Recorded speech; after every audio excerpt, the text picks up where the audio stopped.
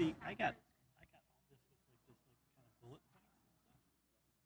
Everything written out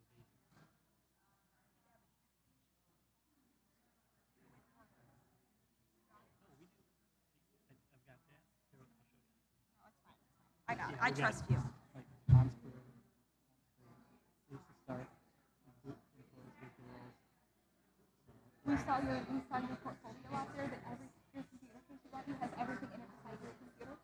Yeah, I don't bring the computer every place I go, but that's really cool to carry my folders and stuff like that. We could get you a little briefcase with a little handle on it.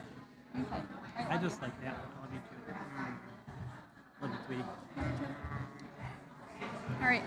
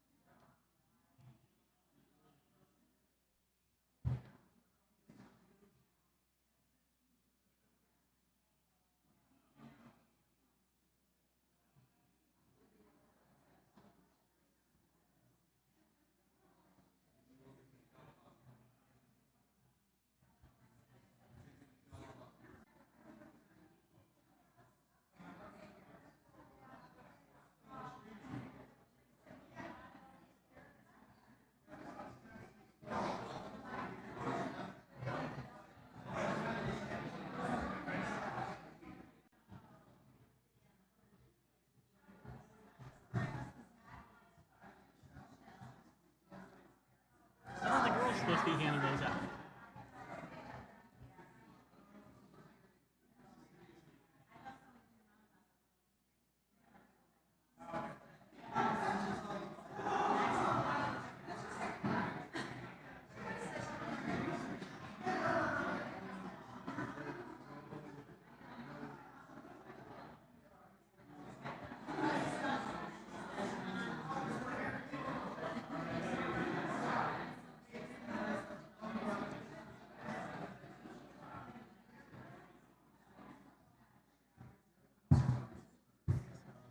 As soon as he gets it online and going, he'll come down and do that. I think he's ready.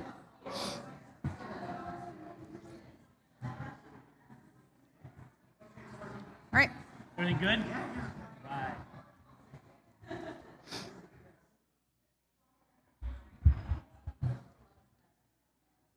Good evening. I'm Pastor Matthew Peters, and I'm so glad that you came out tonight to hear Hans and Lisa. Hans and Lisa have their own coaching business, Health and Heart, offering services to those in need to get back on track. If they need someone who understands them and their family situation without judgment and can meet their clients where they are in their own lives. Hans and Lisa reside in Chesterton, Indiana, and have two daughters, Hannah and Delaney, who I believe are here this evening. Hannah and Delaney, give us a wave. Thank you, ladies. You are definitely a part of this journey as well. And there are three dogs who are not with us, Polly, Penelope, and Posey. Posey. Although they wish they would be. Although they wish they were here, I'm sure they do. Their family loves spending time together, camping, going to concerts, traveling, enjoying the outdoors, serving others, and just being together. Hans and Lisa believe their family's addiction journey and story is a gift given to them from God to share with others, in which they can provide support, encouragement, and a listening ear to those who are walking the same dark journey their family has walked. A very close friend once told Lisa along the journey, "This is the valley of darkness. These are the details of life. You will come through on the other side. God already knows your story, and he loves you." Let's pray. Father God, we thank you for the journey that you have put Hans and Lisa and their daughters on, and that you've brought them through the fear of being in the valley of darkness to faith, trusting in you and walking in a way that serves you and brings healing to others. Thank you for this time we committed to you. We pray, Lord, that your will would be done in and through them and in our lives. Pray this in Jesus' name. Amen. Thanks, Hans. Thanks, Sam. All right, welcome. We want to thank Bridgepoint, Pastor Matthew, and all of you for being here tonight. And we are so grateful, and we are thankful for our story, as Pastor Matthew had mentioned, about addiction, recovery, and grace. And just thank you for taking your time tonight, and we hope you enjoy our talk. I'll go ahead and I'll start with a prayer I had written also. Can never have too many prayers, right? So let's bow our heads. Dear God, I thank you for allowing us to share our testimony of faith and redemption with everyone who is here tonight. We come before you humbly, asking for your healing light for all who are suffering and struggling. Pray that our story may give clarity, hope, and understanding to those who need it. In Jesus' name, amen. Amen. Okay, so I'm Lisa, and obviously this is Hans, and Matthew had introduced our two girls back there, and then also with them is our daughter's boyfriend, Hannah's boyfriend, Luke. So we're thankful that they're here with us. So just starting out, our book is called From Fear to Faith, and it is a family's journey with addiction, recovery, and grace. We share our story of the challenges of our marriage, raising our family, when a partner becomes addicted to alcohol. He hits bottom and seeks recovery. Through the book, you will learn how our fears turned to faith in God and eventually led them to keep our marriage intact while facing adversity in all areas of our family's lives. We have recently added a workbook to be used as a Bible study. So I'm just going to talk a little bit about my background previously to marrying Hans. So I grew up in Minnesota and had what I thought was a pretty normal life upbringing. My parents were married for 45 years until my mom passed away, and I have two sisters and a brother. We were brought up in a Lutheran church, went to church on a regular basis. I was baptized, made my first communion, and I was confirmed. All of us kids went to college, we graduated, I got a good job, married right out of college, and my parents taught us that we don't share our problems with others. We take care of them ourselves and within our family. My parents seemed to be successful. There wasn't addiction that I knew of, divorce in our family. They had good jobs and were a happy, loving family or couple. So obviously, they were a good role model and had a good God-centered marriage. In my mind, I believed first comes marriage, a house, then a family. And after graduating from college, I married my college boyfriend. We built a house, and we were ready to start a family. But that didn't come as easy. We went through years of infertility and tried to adopt, but eventually that took a toll on our marriage. Our marriage ended, and I remember telling my parents that I wanted a divorce from my first husband to move to Indiana. My thought was I wanted to do a good do-over for my life, for it wasn't going the way I planned. My mother wasn't going to hear of it, and my dad said to me, "You know where you've been, but you don't know where you're going. But if you don't go, you may never know." Thank you. And a little bit about my background. You could probably guess with my name. I was born in Germany. We moved here when I was 3 years old, and it was kind of unusual because we moved here when I was 3. My dad had lost both his legs after World War II, so we moved here with me and my mom and dad, me and my sister. My brother came a couple of years after we'd moved here, and we learned how to speak English by watching Sesame Street on TV. So, and that includes my mom and dad as well. And I grew up, I went to Washington Township High School. I went to school down at IU, which after going to Washington Township was one big culture shock, let me tell you. Going from 36 kids in the class to 5,000. And also I played soccer, travel soccer here. And I was very much of a big fish in a small pond. I was probably the best player in Northwest Indiana at the time. I went down to IU, and the freshman class included 5 first, second, or third team high school All-Americans. Oh boy, that was quite a change. I ended up after college. I didn't end up getting a scholarship after a couple of years. I came up here and I finished school. I got different jobs. I had a job. I worked in real estate for a little bit. I was at the Boys and Girls Club. I started the boys soccer program at Valpo High School, and I did that for 7 years. And I said I worked at the Boys and Girls Club. I was the director there, unit director there for about 11 years in 2 different stages. And then I ended up getting married, and it was kind of a situation where, like, get married and, okay, we'll talk about kids afterwards. Well, we started to talk about kids after we'd been married for a while, and it's like, yeah, I want to have kids. I love kids. I don't want to have kids. It's like, oh, we got a problem.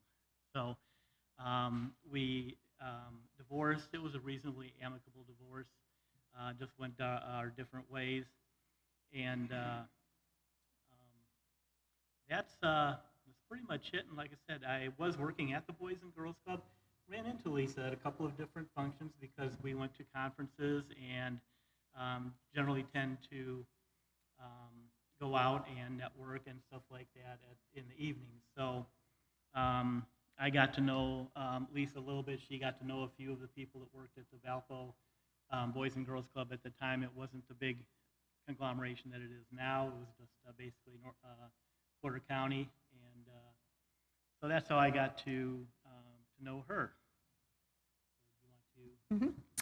So we don't meet people by accident. They are meant to cross our paths. With my dad's blessing, I moved to Valparaiso, Indiana, where I got a good job, met a wonderful man who was smart, level-headed, mature, funny, loving, compassionate, and we had a lot in common. He too wanted a family, and most of all, he loved me and was going to make me happy. Hans and I got married. I was 34, he was 38. We got married at the beautiful Aberdeen here in Valparaiso, just with our immediate family, and we bought a nice house. We had 2 great jobs, and 6 months later, I was pregnant, and yay, finally, my life was going just as I had planned by moving to Indiana and with a do-over. My dream of becoming a mother came true April 30th, 2000, with our first daughter, Hannah, and then my pregnancy with Hannah was not easy. And I had pregnancy-induced high blood pressure, which put me on bed rest, as she was induced at 34 weeks, weighing 4 pounds, and spent 10 days in NICU unit. And then a year later, after bringing Hannah into the world, I became pregnant again with twins, and 3 months into the pregnancy, I lost one of the babies. But on July 14, 2002, we brought our second daughter, Delaney, into the world, a very healthy baby. Now my life was complete, married to my best friend, a healthy babies, and great friends. We went to the Lutheran church. The girls were baptized, made their first communion. I taught Sunday school, and Hans seemed to enjoy church as well. And Hans was not brought up in the church like I was. So when he went to church, he enjoyed the fellowship as well as the pastor. And we hosted church groups at our house, as well as held life groups, where we liked to entertain. We felt connected in the church and had a great community of Christian friends. But at this time, I owned a gift basket business, which I ran from our basement, so that I could juggle being a mother and having a career. And the gift basket business grew, and Hans quit his job and started working with me in the business. And we started to outgrow the basement for the business, so we decided to build a beautiful new house. And I was so happy, and my dream house, a great business, a wonderful husband, and 2 beautiful girls. Awesome. We got some new neighbors and friends, but what more can I ask for? Well, within 2 years of moving into that bigger house, things became very stressful. Business wasn't going as planned, the bills piled up, we stopped prioritizing church, Hans and I fought a lot, and he would leave for a couple of days, and I didn't know where he was. He would return, and we would talk things out to make it better. I felt abandoned and resentful towards him. Many times I felt blindsided. I remember him coming home after a time he had left, saying he went to see a friend who is the director of Frontline, and she recommended he get some help. I said, no, we can handle this on our own. Because you see, Hans and I were both taught that to take care of things on our own. It was a crazy cycle we got ourselves into. We hardly went to church anymore, and we shut ourselves out from our friends. When things started falling apart, we became more isolated from our friends and from God. Once again, we needed a do-over. We took on way too many things, the big house. We thought if we moved to a smaller house, like the house that we moved in when we first married, we'd be happy again. We moved, and the problems followed, and God was less and less in the big picture. We moved again, and the problems still followed. I came home from work one day thinking Hans was at work and got a call from him saying he checked himself into the Michiana hospital for alcohol addiction. I was beside myself. How could he be so selfish and leave me with the 2 young daughters to take care of while he was taking care of himself? That was an easy out. That was an easy out for him, in my opinion.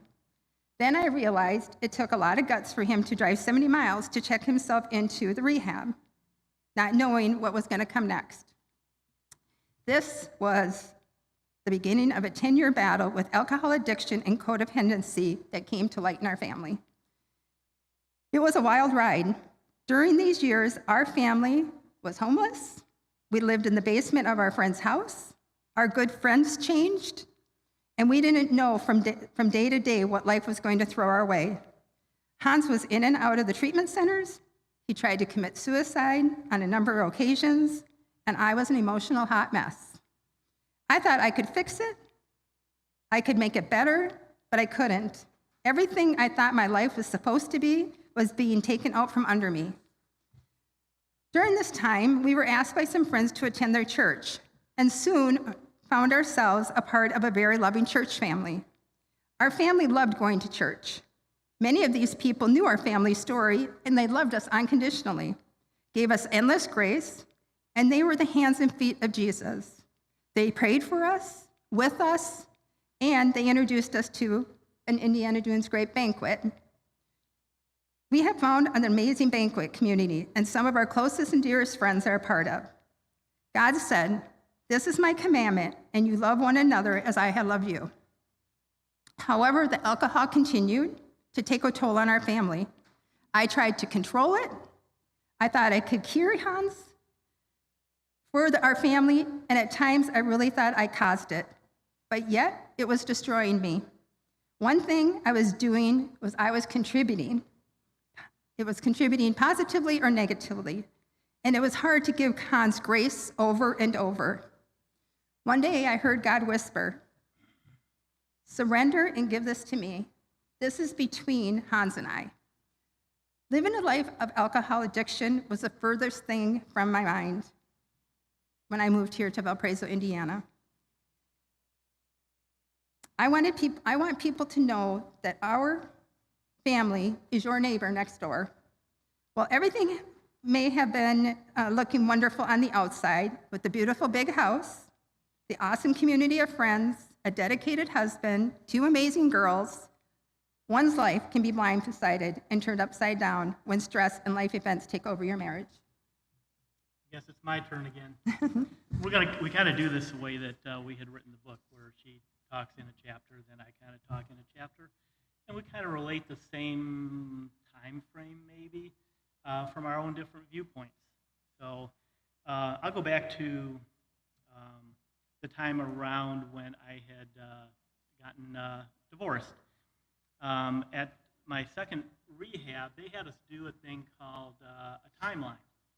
And so I went, wrote down everything from graduated high school, college, on and on and on. And I realized that right around that time that there were significant life events, is what they called them. And basically in, I want to say it was like a 4 or 5 year period, I went through 11 of them. And they ranged anywhere from the to divorce, to a job loss, to temporarily moving to Minnesota, to meeting Lisa, to Hannah, to Delaney. And it just, I wasn't able to deal with it, and I just started to spiral. And like Lisa said, I ended up going to 3 different rehabs. I went to East Chicago, Plymouth, and in southern Indiana, which I'll get to in just a little bit. But with all of that, initially I did what most people did is, I don't have a problem. I don't drink any more than anybody else that I know. Of course, I just hung around with people that drank a lot, so that really wasn't, that was just kind of a cop-out, which most of us end up doing. I did have the suicide attempt, and she left. I took some pills, and I lay down on the bed, and as I recall, you forgot something. So she came home. So before anything, anything worse could happen, it was probably 15 minutes after I had taken the pills and laid down. She was able to call the ambulance, and I went to, trying to think, at the time, it might have been Porter, it might have been Porter Memorial, it might have been any one of a number of different names, but at that point, I was there under guard for 48 hours, and ended up going to Porter Stark for observation for a few days, and then I kind of realized that I did have a problem, obviously, with alcohol. One thing that we do, though, is deny. We just deny, that it's as bad as it thinks, because if you don't deny it, you have to confront it, and that hurts even more. So, and there's a saying that I like is that people really don't change until it hurts more to stay the same.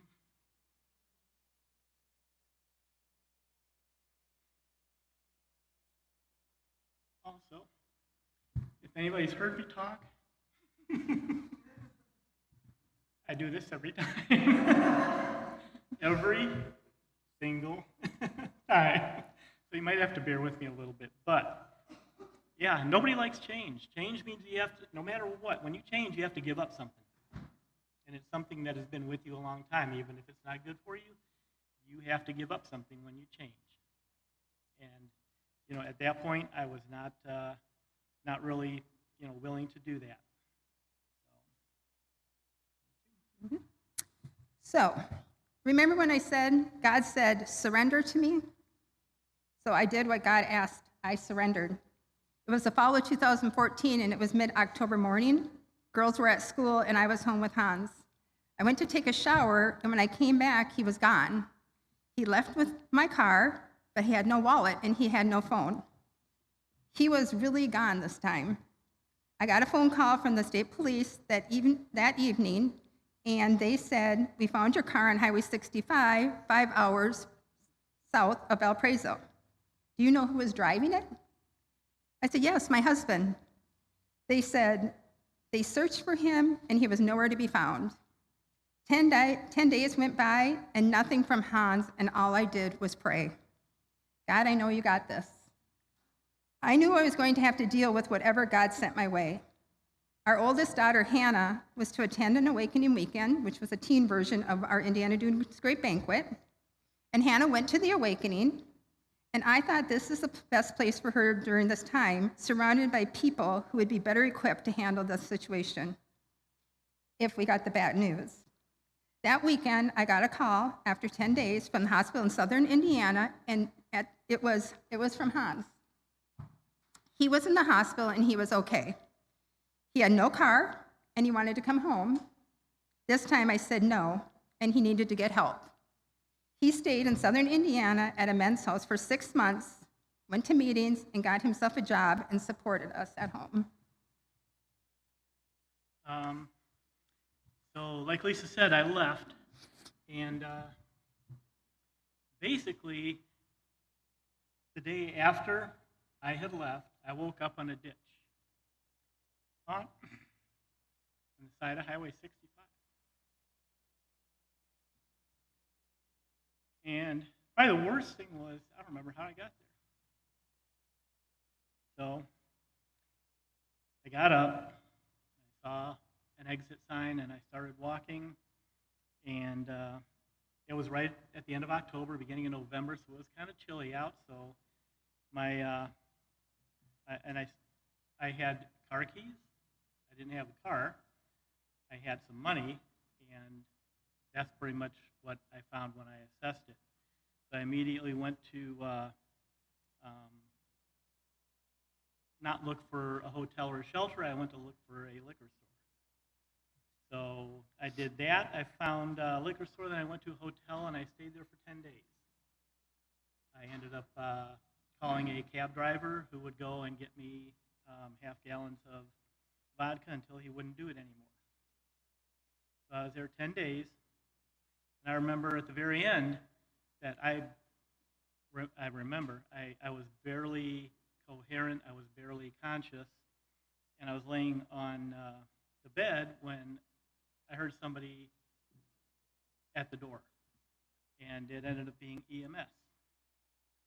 They came, I couldn't get up, they ended up breaking the door down and took me to the hospital, and when I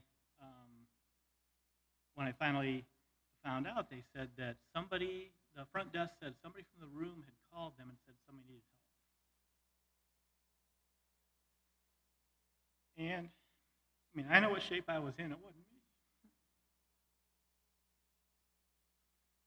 So then I was in the hospital about 3 days on IVs, and I had to kind of figure out what to do with me because I wasn't giving a lot of information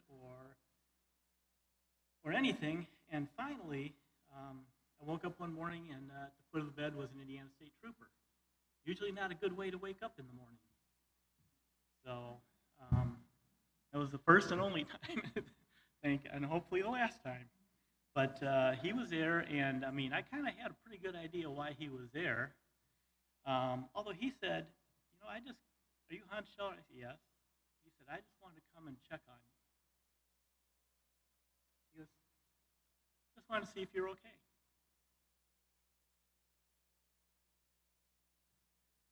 So, I mean, that was probably the first time I really felt God's grace.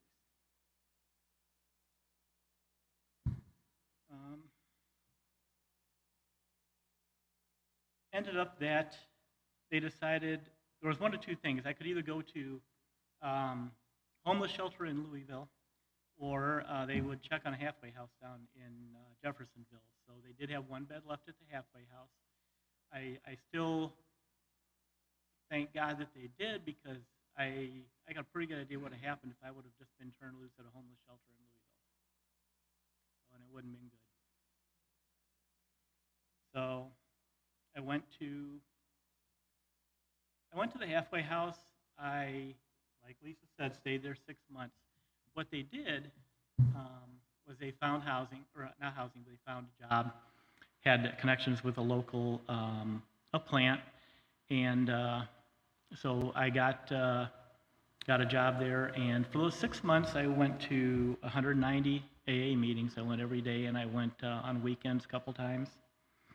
And that separation, too, like what Lisa said, she mentioned the word codependence. And not only was I able to work on myself, she was able to work on herself as well. So we were both separate, yet healing. So that just kind of kept on going, and I kept going to meet. I mean, that was entirely my focus. And some of the things I heard at meetings were, there's a lot of different buzzwords with addiction. And one of the most important things that I think I learned there, and I still do every single day because I put it into practice every single day, is perspective.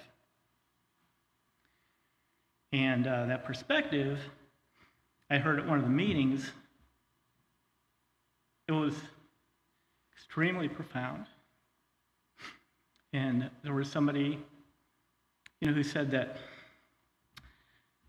when he'd had like 30 days of sobriety, he'd just relapse. Sobriety wasn't what I thought it was going to be. And he said, because he thought sobriety was the gates of heaven opening up. And then he said, sobriety is not the gates of heaven opening up for me. It's the gates of hell opening to let me out.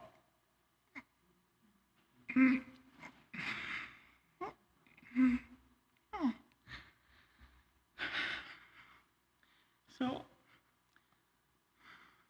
that happened early on when I was down there.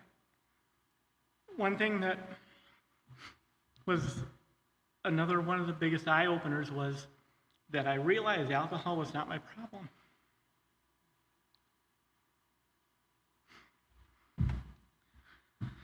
I was my problem.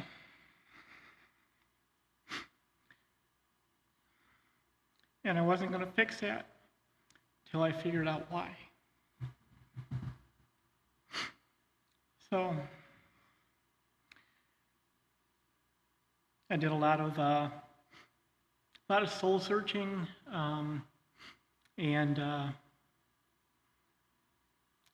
ended up that just kind of figuring out stress was a huge trigger for me. Triggers is a big word in addiction, and there's triggers. Most people think triggers for relapse, but there's triggers for recovery too. Works both ways. And so I tried to avoid stress. I tried to avoid other things that I identified that were really causing me to be, to act the way that I did.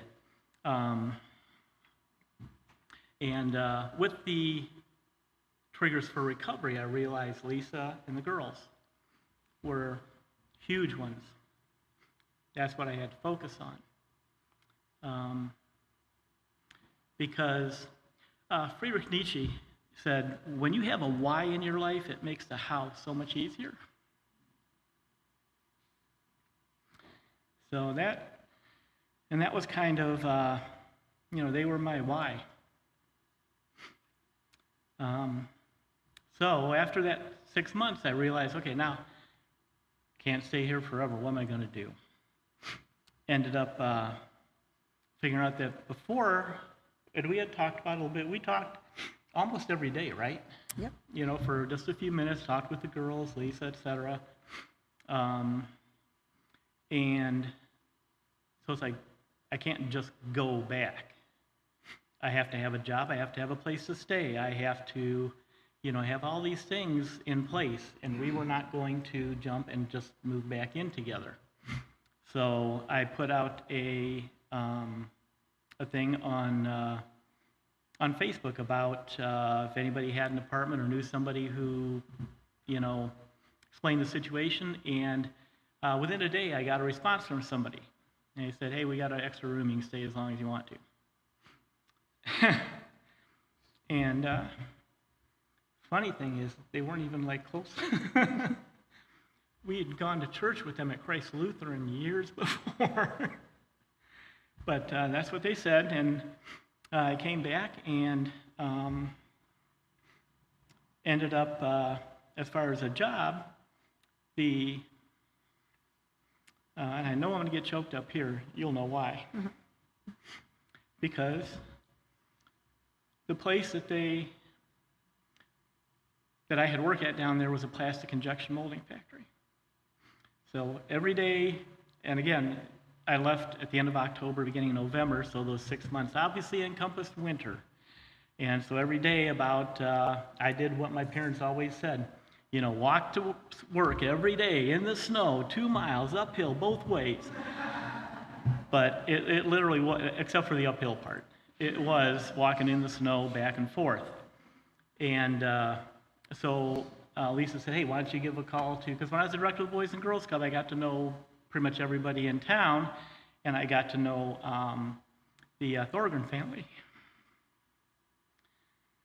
So Lisa said, hey, why don't you give them a call? See what they have. Well, I talked to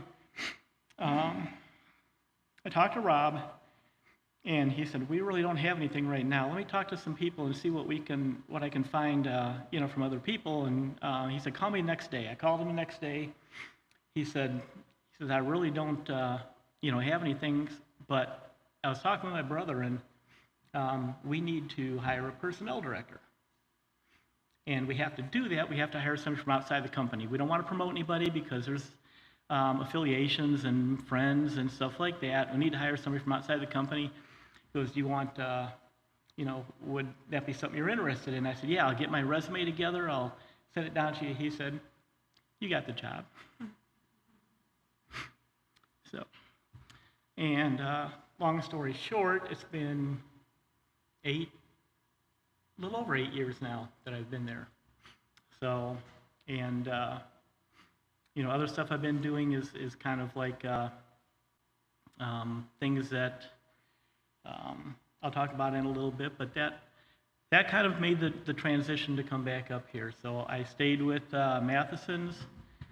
I went to work and did have a car, although and then after a few months, Lisa and the girls had gotten an apartment in Valpo by the VFW, if everybody knows where that's at. So actually I had a car then, but when we moved back in together, at that point, if you know where Thorgren's is too, I could have walked to work in about 30 seconds. It was like right over the railroad tracks. But, and it just kept, kind of getting better and getting better the whole time. There was one thing that I think it didn't happen until maybe 6-7 years after the event, but when I was in the hospital, and a friend of mine that I went out to dinner with, and we were both hardcore soccer partiers, the whole 9 yards. He played at University of Michigan. I went to IU, and we were hedonistic is probably the right word. We were very much into ourselves, and so we're sitting around at Leroy's having dinner a couple years ago. We were writing the book, and all of a sudden John goes, hey, you should read Deuteronomy. I'm like, hey, I think I'll go ahead and do that. So I went home and I did, and I found a phrase that encompassed kind of that specific time in the hospital. And to get an idea of John sitting around with me and we're talking about Deuteronomy, comparable would be two kindergartners sitting around talking about quantum physics. There's no way it's going to happen. Anybody who knew us back then would be like, you're out of your mind. There's no way. But it was Deuteronomy 30:19. It said, this day I call the heavens and earth as witnesses against you that I have set before you life and death, blessings and curses. Now choose life.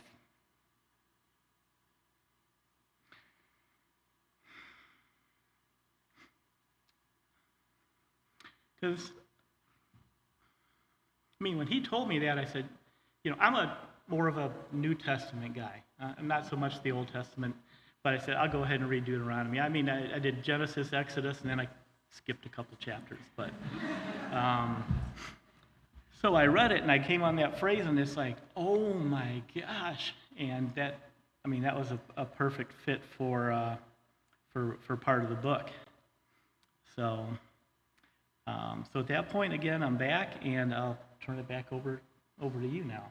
Okay, so as Hans said, after 6 months, he returned back to Valparaiso, and he did reach out to his friends for a place to live and the company that he's working for, and they created him a job, and now he's been sober for 8 years.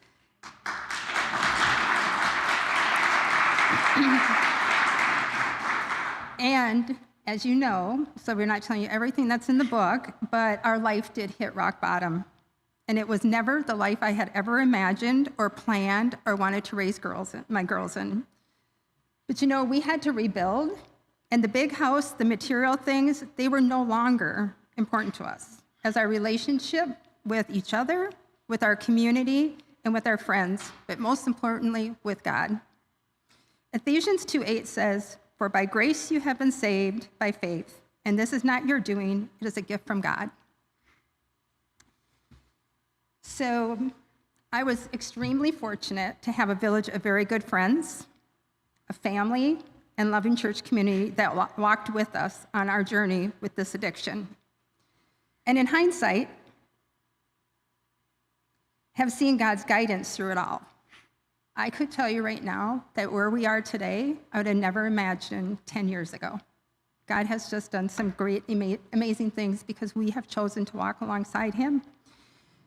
And as we had mentioned earlier, I recently started a business called Heart and Health with Lisa because I want to make sure that people understand that they don't ever have to walk alone. And it was a very scary time. It was a very dark time. And I was very fortunate that God put many people in our lives. And some of those people are in this room. So I'm very fortunate, the village of friends. And they stood in the gap, and they were the hands and feet for us. No judgment, loved us unconditionally. And so I choose to live my life to walk alongside others, no matter who they are, because I want them to know that they do not ever have to walk alone. I'm also a family recovery coach. And the purpose behind the book, when it came to 3 years ago when we started thinking about writing the book, I wanted to write the book because I wanted to tell my story as the family side of the addiction. Because many people hear about the addiction side, but it's a family disease. And I wanted people to know that the family is just as affected by the disease as the addict is. And it becomes a whirlwind that you're trying to put out these fires, you're trying to take care of things, your life becomes very unmanageable. And so I'm going to tell my side of the story, but then when we met with our editor, he said, our publisher, he said, well, how would Hans feel to tell his side of the story so that when people read the story, they can hear your side of what you were going through and then what he was going through. So for 3 years, we wrote this book.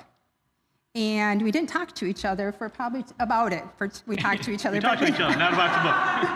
For 2.5 years, he wrote, I wrote. And I'm not a writer. I hate English. That's not my thing. So we wrote and we wrote. And during this journey, just like Hans was saying, how God stepped in for him with a job, somewhere to live, and bringing him back here. Well, along this journey, a friend was put in my life whose brother was going through some stuff. And come to find out that she was actually a writer.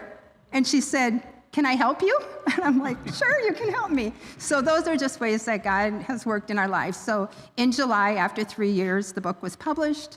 And since then, we have had and have been very blessed to share our story. And we share our story so that maybe just one person will know that you're not alone. And it's not going to be fixed overnight. It didn't get there overnight. It is a journey on both sides. There's healing on both sides. I thank Hans for going through this and that I was a part of it because I learned a lot about myself.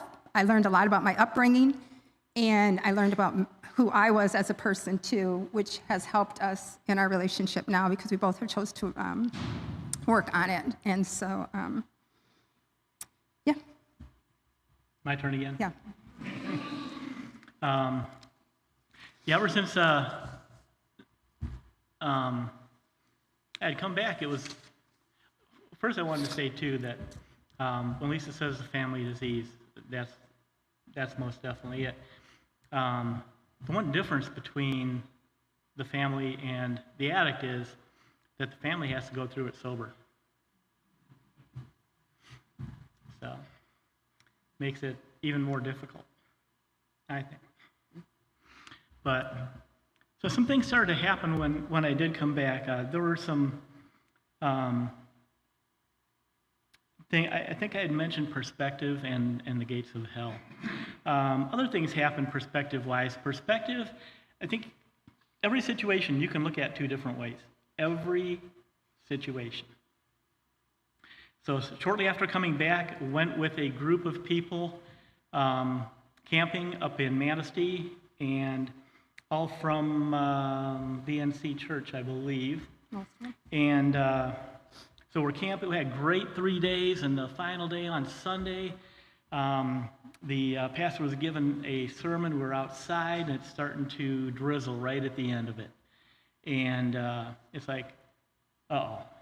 He finished up, and everybody's running to get packed up, get the tents going, and all of this stuff. And I'm just kind of walking around and putting stuff, away just like I normally would if it wasn't raining. And somebody came up to me and said, "Aren't you worried about getting wet or anything?" I said, "Well," I said, "you can look at it as like a negative of getting wet, or," I said, "you can look at it like God's baptizing the weekend." Perspective. So, other things, gratitude. One of the things that you definitely learn in addiction, because you have a very strong memory. Dietrich Bonhoeffer said, "Gratitude turns pangs of memory into tranquil joy." So, and Dietrich Bonhoeffer is one of my favorite authors. Another thing with gratitude, and also perspective, I think you can look at it like when I was playing soccer, I never even taped my ankles. Never had injuries, anything. Once I turned 30, I tore my ACL twice, I ruptured my Achilles tendon, and through it all, I had a lot of anger at that time. Now, when I think back and I look on it, it's like I'm lucky. I am fortunate, because I told you my dad lost his legs in World War II. Perspective. So, another one would be humility.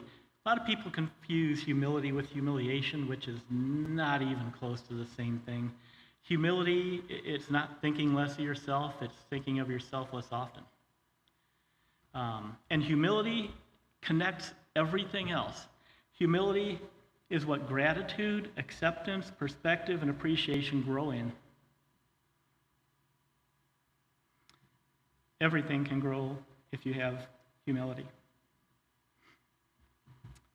I feel that two things tend to define you, and that's your patience when you have nothing and your attitude when you have everything. So I think I'll turn back over to you to kind of finish it out a little bit. Okay, are you done? I'm done. All right. So, in closing, we want you to know that life is a journey and it's not a destination.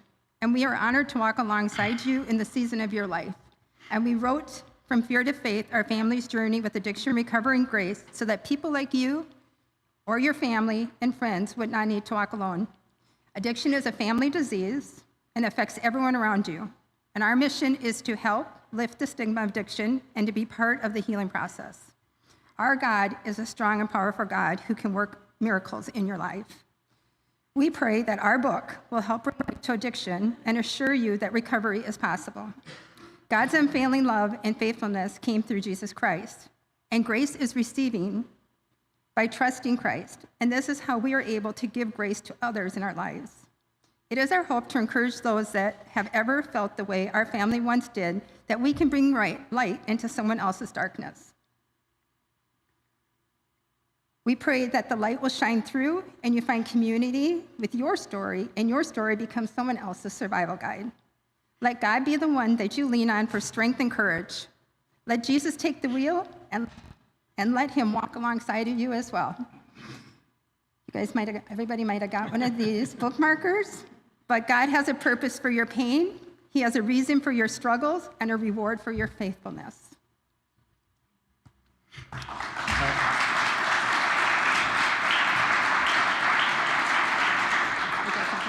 Yep, I'll go ahead. I've got a little bit more, and then we'll kind of do some questions. But I just want to let you know what I've been doing probably last couple of years, in addition to working and trying to keep them in line.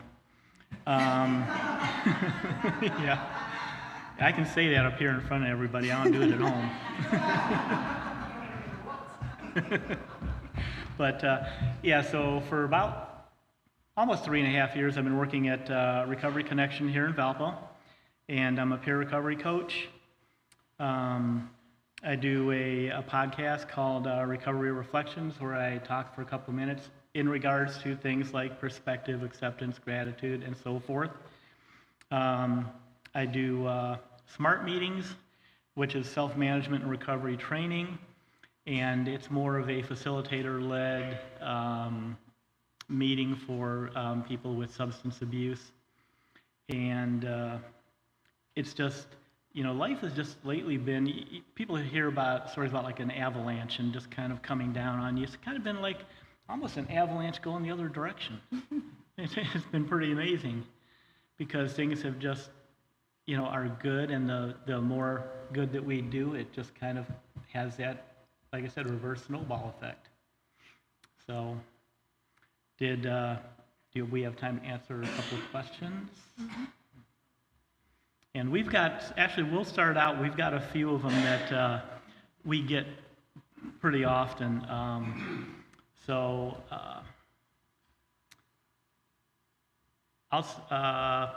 People ask, do I think that alcoholism is hereditary? I think there can be some things passed along genetically to have a predisposition for it. I also do think that can either be mitigated or it can be exacerbated depending on your environment. Environment is huge. And, if you have a little bit of a predisposition to that or a history of it, and that's the type of environment you're in, then it makes it that much more likely. And on the other hand, too, depending on what type of upbringing you have, you may not have that, that issue at all. So I think you can be predisposed to it, but it's not a, you're gonna get it type thing. Not in the least. People ask, what's the best treatment? Like I said, I think finding out why is, just stopping drinking is not going to solve it. That's a Band-Aid. Finding out why and then addressing that issue is the most important thing. And you use whatever you can, talking to somebody, going to meetings, doing whatever. I look at it like, I know some people are strictly like, do AA, do Celebrate Recovery, do SMART, do this. Do them all, Anything that will help is beneficial. So, or is alcoholism a disease or choice too? I think that I believe that it tends to be a disease. I really do. We kind of make that that choice, but at some point when you start to make that choice, one of my clients has actually a statue. He's doing really well. He's got a statue, and it has a picture of a guy who has his head in a bottle. And when you look at it, it says, first man takes a drink, and then drink takes the man. So, I think that kind of says it. It can if you're, if you're not careful. So, do you have any questions you want to, or do we want to turn it over to them? For a couple. Mm-hmm. Okay. Anybody, any type of questions? Yes. Yeah. It seems like, at least the alcoholic in our life, Hmm? can't seem to understand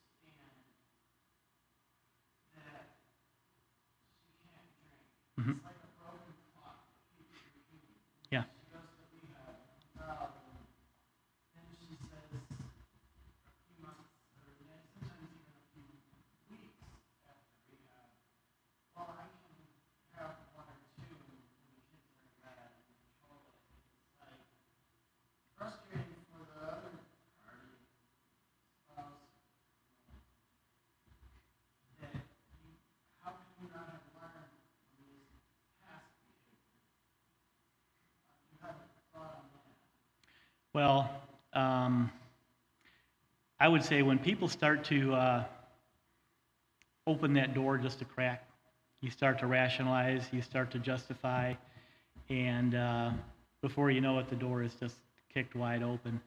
I think one thing in that situation is acceptance.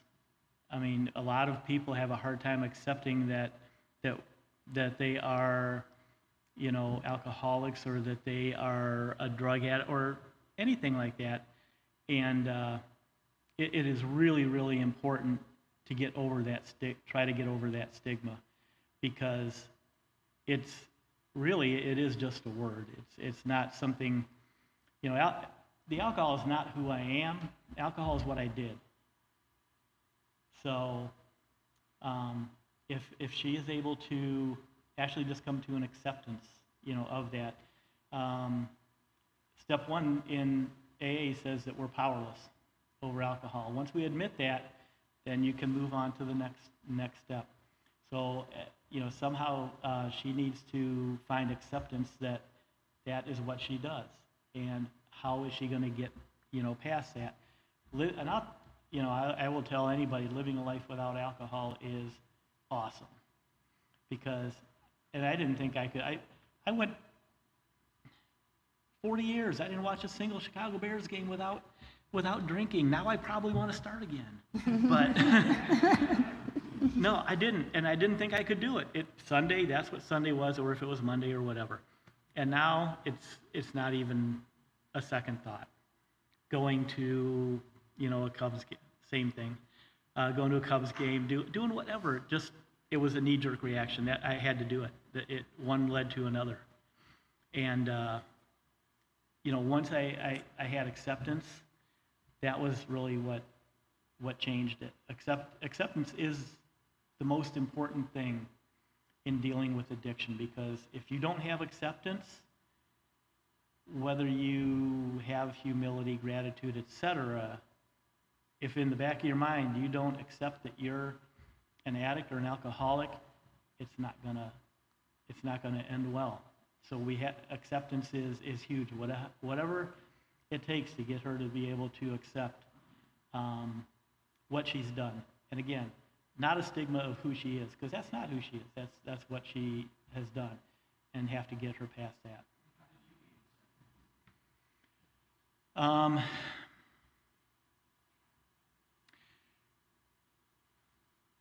Going to those meetings, the phrase about, like I said, or the gates of hell opening up, I admitted finally that I am powerless over this. I've proven to myself time and time again, and really that there was nothing wrong with admitting it. And I'm old world German. We don't admit that we do anything wrong, basically. That's just not, yeah, that's just not an option. But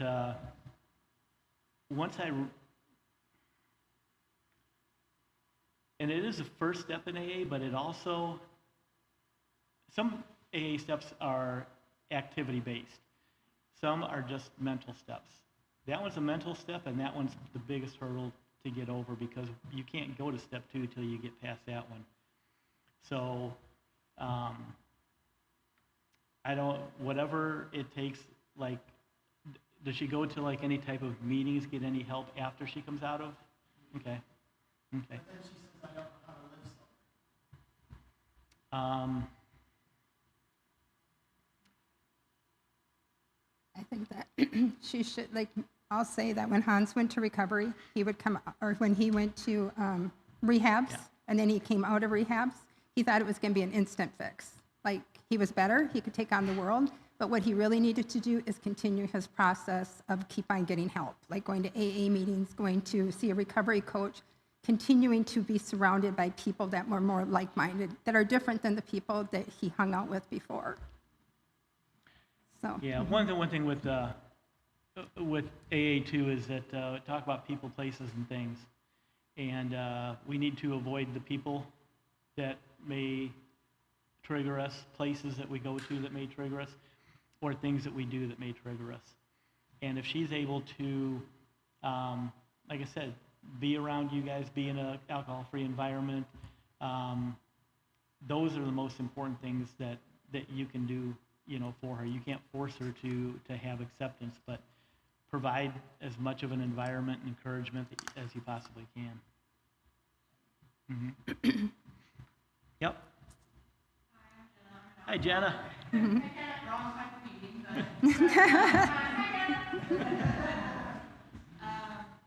have been seeing moms for about the past month now, every Thursday for smart meetings. I am almost to day 40 of being sober.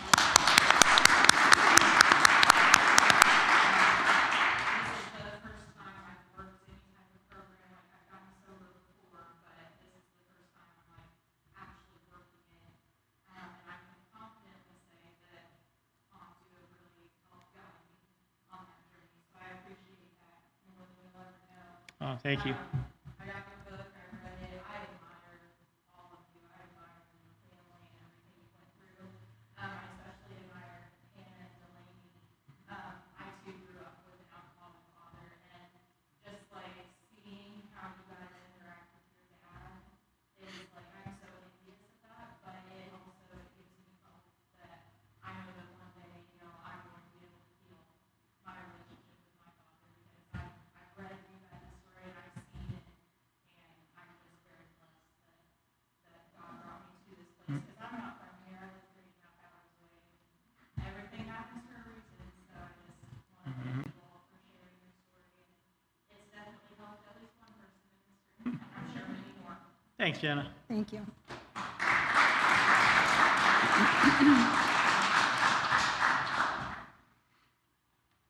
Anybody else have any questions? You want to tell them about the book and right stuff? here. Oh, sorry. Yes. Often you see the addiction associated with mental health, Mm-hmm. especially with a lot of young people. So you often wonder what came first, mental health that led to addiction, or substance abuse that led to mental health. So when you were telling the story about getting in your car driving and ended up in a ditch, Yeah. were you intoxicated when you did it, or were you a maniac, or were you? When I left here, and that was in the Chesterton, Westville area, got in the car. Last thing I remember was stopping to buy alcohol in Wanata. And the next thing I woke up the next day. The officer told me when he saw me that there were multiple empty vodka bottles in the car. I don't remember a thing. I remember driving through Indianapolis. It was just a complete blackout. And with mental health and addiction, I think addiction, everybody in addiction, it is a mental health issue, 100%. If you have mental health problems, doesn't mean you're going to become an addict. But if you are an addict, you do have mental health issues. So it kind of works that way, I believe. Yeah, I do a podcast called Healing with Human Connections with a friend of mine that's a therapist, and we've been interviewing different people from the community in regards to mental health and substance abuse, and they pretty much go hand in hand. So it's pretty much you have mental health, addiction, it's all kind of tied together. But also alcohol is a progressive disease, and they think they can have a little bit, and then they need more, and then they need more, and then before you know it, it's out of control. So it's very much a progressive disease. Yes. Lisa, you sort of touched on something we had talked, you and I had talked Yep. about the other day. I got more of that messed up. So I didn't pause it. Okay, I didn't cause it. So for those of you that is a family member that's dealing with this, sometimes you feel like you caused it. That addict is going to make you feel like you are the problem, and that is why they drink. So you did not cause it. You can't control it. So no matter what I wanted to do, there was no way I could control Hans drinking. No way. I mean, no matter, and I'll tell you in the book, as a helicopter wife, I knew where his debit card was. I knew exactly where he was spending his money. I tracked him on the whatever thing to know where he was at and everything like that. Show me your receipts and stuff, not realizing, he could have got money from someplace else. I didn't even know where he got it from. So you didn't cause it, you can't control it, you can't cure it. No matter how many times I took Hans to the doctor to say, you know, what's wrong with him? You know, we had one doctor one time that said to me, just don't drink. I don't drink, it's easy, don't drink, you know? And I'm like, okay, well, you know, it was like, this was early on, and I'm like, yeah, don't drink, because you're causing my life crazy. So, I'm cured, all right, great. yeah, you know, or when he had to go to rehab, and then, you know, then he came home, and it's like, me too. I thought, well, you went there, you got the help you needed, but you can't cure it. But you can contribute, and you can contribute negatively or positively. And I was contributing very negatively, because when he came home, and I was busy with the girls and everything, and I came home, and he was doing his thing, and I knew it, because you start to see the signs, and you know how to read it, because I could read his facial, I could smell it, you know, oh, I can't, you know, even if he was drinking vodka. It was, you know, screaming, hollering, mad at him, because he's like, you know, he's ruining our whole family life and everything. I needed him to take the girls here or there, you know, so, but then I realized that I could contribute either negatively or positively. So if I'm, you know, yelling at him, you've been drinking again, accusing him of doing these things, he's probably in his mind saying, damn straight, and I'm gonna go have myself a drink, you know, because I'm just gonna do that, because you already know that I've been doing that. So I had to change my way of communicating to him. I had to change my way of when he talked to me, or not keep bringing up, you've been drinking again, or, because there were times he came home and he wasn't drinking, but I was just so embedded that he was drinking constantly. And so I wasn't even giving him a chance to recover. I was just accusing him from day one that he was doing his thing, so, because I was such a hot mess. Well, you answered the first half of my question. Okay. The second half of my question was, you answered it in negative, but I'm looking for the positive. Yes. So, like, I've come to this conclusion in my own life, through my own addictions, and I've come to the conclusion of people that I love so much that are deeply involved in addiction, that these three things, or four, I guess, who have shared are like, they're just gems. You have to keep them in front of yourself. Yeah. And so often I feel like I'm lost. You know, I've learned the hard way over the last decade of all the things that I personally do, that you figured out in your own corporate way what you do, that is negative contributions. I like to fix it. I want to fix it. You know, and I want to be Mr. Pastor Boy. Go in there, you know, whatever. Yeah, Right. yeah. And so, I guess, It's that tough love. what are the things that you could help us see that are good things?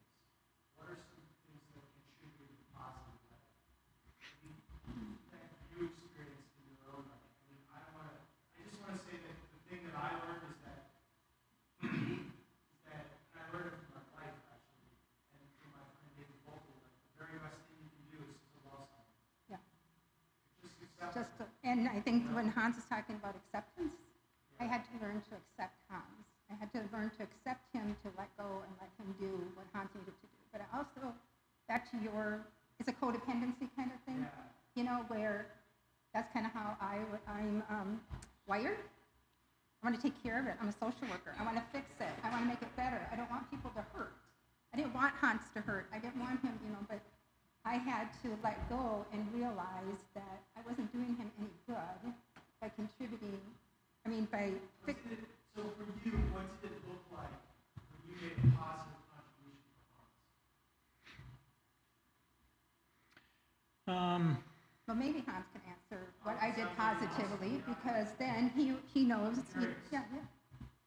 Well, it used to be like what she had said. It was, I would come home and I would get the hug and be like that kind of hug, and after a while, didn't get it anymore. So, and just like with me, I realized that I wasn't going to make it right overnight. I didn't get to that point overnight. I'm not going to fix it overnight. And there were going to be reservations that they had. Normal reservations, because that's just, I had done it for so long that was just almost like a reflex, like a knee-jerk reaction to what I was doing. But when, I guess she just treated me, I hate to say normal, that's not the right word, but when you had said love them, I agree. I'd add one word to that, unconditionally. That's a tough one. That's a tough word too, unconditionally. But that's, I mean, the more that is able to, happen, the groundwork is laid in order to have the addiction, the recovery take hold. So yeah, just, I don't want to say avoid addressing it, but just, understanding and accepting me for, like she said, accepting me for who I am. Yes? I think showing that you trust the person is really what is going to change the mindset, because everything that Lisa was saying was, I didn't trust Hans, I needed to find out for myself. And then all of a sudden it kind of changed to where I have to trust and have faith that Hans is following his own path and he's doing what he needs to do. And I think that's where Hans feels it and Lisa feels it, that there was a shift in the trust and the faith that they were doing their own things and finding their own way through recovery themselves. I think as soon as Lisa stopped saying, I'm going to control his recovery, is when he started controlling his own recovery. For me, that makes sense to me, because what you discover is that the only person who can control someone's recovery is the individual in between themselves and God. Mhm. It's like, Dave, I know you're a pastor, and I just want to let you know that what Lisa is saying is true, and I believe that what she's saying is true. You didn't help me. Yep. You didn't create it. I didn't cause it. You didn't cause it. I can't cure it. You can't cure it. In other words, you're not going to make her change. I can't control it. You can't control it. So when she gets in her head the stupid thoughts that I had, by the way, the greatest lie I've ever had is that I can manage this. I can have my cake and eat it too. I can't just work. Until she wakes up on her own right between her and God to say, oh my goodness, I cannot manage this. I'm powerless. And bro, you're not going to show her. I'm not going to show her. We'll try for 10 years. And no one can show me my problems. My poor wife.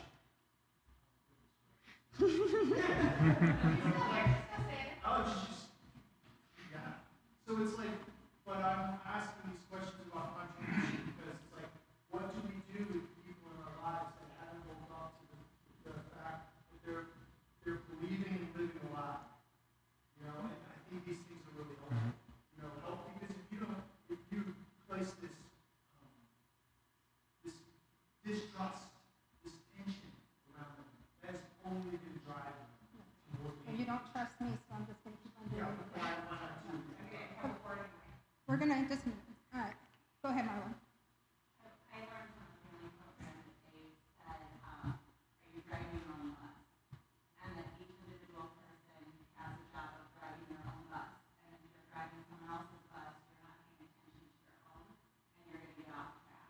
Nice. So, Stay in your own lane. I would seriously, as a member of a healthy recovery, is not taking inventory, not taking their inventory, paying attention to what you're doing and the positive steps that you're making, and stop keeping track of what they are producing, and just go home that you can. Yep. Did you have something on it?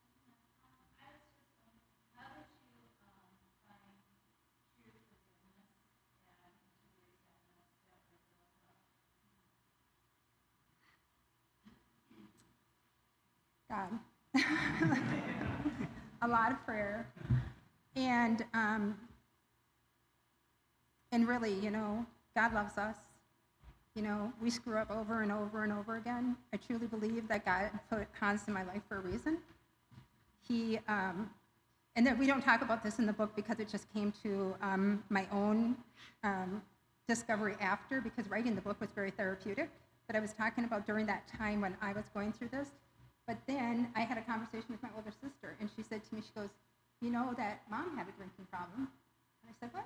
And my mom's been gone for 13 years. And my mom and I did not get along with each other. And I didn't know that she had this drinking problem. And then that is why some of those things that triggered me with Hans were triggers that I Like we say, we have to do our own personal inventory. We got to look back on our own lives. What are some things that have happened in our life? I didn't even put two and two together, and I realized that it wasn't all Hans. It was me too. I needed to be forgiven. I needed to be given grace. I tell Hans one of the greatest gifts he could have ever done, no matter if we're still together or not, by the grace of God we are, because there were some roadblocks in the middle that we couldn't get divorced. And believe me, I tried to get divorced. It just, God had a different plan. Just said, we had gone through bankruptcy and we were in this chapter 13, and the attorney said, how many years do you have left? And I said, well, we just filed and we got like 3 years. He goes, well, you're still married him for 3 more years because you can't get divorced because the bankruptcy overrides your divorce. And I'm like, oh, okay, so I got to do something. I got to figure this out. So anyways, but no matter what that looked like, by Hans doing the work, I did the work, we can provide that generational, we can break that generational gap, because the girls know that this runs in their family and this is a disease. And Hans and I choose to work on it together, and we choose to know that God loved us and he loves us for all, and he already knows our story. He already knew that this is where we were going. So that's how we found it. And I think with what you had said too, also Matthew, with the that forgiveness and unconditional love, when you can, it's not easy again, but when you can separate the addict from the activity, the person from the addiction, then that's when you can start the unconditional love, because then you can just focus on the person and not the addiction. Again, it's not easy, but once you can do that, that's when the forgiveness can, actually start to take hold. Yeah. And it's to the point, there's like little victories too, because I remember after probably about it was probably 5 or 6 months, and I woke up one day, no, it's even less than that, it was probably 3 or 4 months. I woke up one day and I realized that it was easier for me to tell the truth than it was to lie. That was amazing when I woke up and I just realized I didn't have anything to lie about. Like that, that was eye-opening. When, and even, I don't even know when it happened, but I know it's been happening for quite a while, that a lot of times we have an argument and I'll just go cool down. I'll go drive someplace just to cool down. I know 100% that the thought never crosses her mind that I'm going to go get a bottle. And No. It doesn't cross my mind either. So. Amy, did you have something? Yeah, I think I have a question. So, generational alcoholism, and celebrating recovery, and that's grateful, but obviously that's something that has to be ongoing, even through my adult life. I think one thing that I really learned, and then I wanted to share with everyone here, is trying to be a fixer. No matter how much you think that you love the person, one thing that really resonated with me is the difference of trying to help someone versus support them.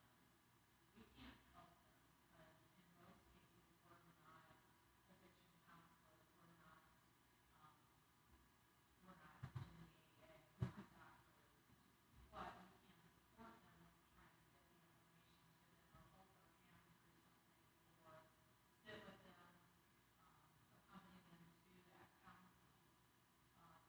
Being a daughter of an alcoholic and having an ex-husband that was an alcoholic, it's devastating. And, my heart goes out to you when he stated that, the family has to be the one sober going through that. Wow. But my mind still, I wanted to ask Hans, can you share with us maybe a little bit of what you were thinking in some of those moments, and then what can we do as the sober friends and or family? What can we do or say? You mean when I was actually drinking? Yeah. Um, Because you talked about it's a heart issue. mhm. Whether that's self-esteem, whether it's you were feeling like you screwed up so many times in your life, and then here you are just, essentially the family's being destroyed by this addiction. So that's kind of one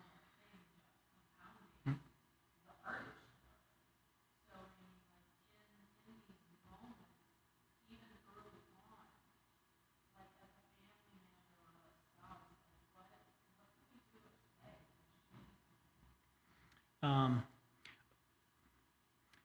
with me, when I was, when I was drinking, I just didn't care.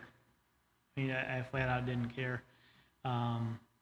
I thought, especially during suicide attempts, I truly thought they will be better off without me.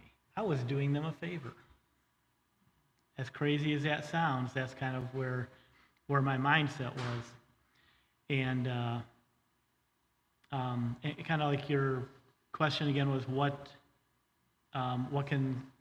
could Lisa do or somebody in her situation do to help me during those times?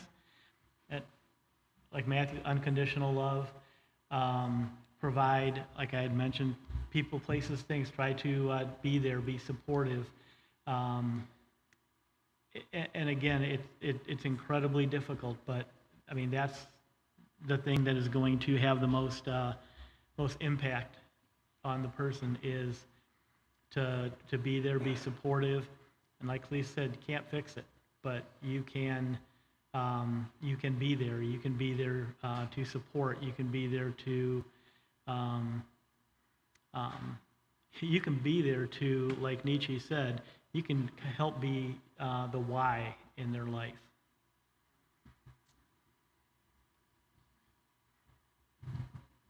Hey. Stand up. Okay, what I was gonna say was, at first, like, when you first found out that you had addiction, when you first started drinking, and mom freaked out like that, and she tried to control the situation. But as you were still, obviously, we were like in the middle of it, but mom was starting to, she was still hot, but also like, I could see that she had shifted, like she would yell a lot, but then when she started feeling, before you even got sober, she started feeling from it, and she would calm, like she would try to control the situation, but not in a way that was contributing. So she would call and be like, okay, you guys go in the room, I'm gonna talk to Dad, and like she wouldn't yell, she would, he was to the point where she couldn't, we all knew he was intoxicated, but she would go talk to him, and like without yelling and screaming, like, because she realized yelling and screaming wasn't going to make him be sober in that minute. Like that wasn't going to sober him up and make him stop drinking at that point. But also, you had friends like Nicole that when you were in recovery, that she was like, I can no longer talk to him. I can't talk to him without yelling. So you're, speaking because you were going through stuff, like you told me you could, who was in recovery, you could help. So if you have somebody, a friend or somebody you know that's from AA or something like that. And I know that you guys do now that that's in recovery, you have gone to people who are in that state and can't do but I literally don't know what to do. And you've been able to go and talk to moms and not trying to talk to family members, and you've gone and talked to the addicts when they are in fact just kind of talking them through, like you know where they're at, that sort of thing. That I think that helps too. I don't know if that helped you, but I saw that changed. At first it wasn't like that when we were first. Yep. Yeah, because judgment is a big thing. And actually, when like I felt like she was judging me, that was nothing compared to the judgment I was giving myself. Not even close.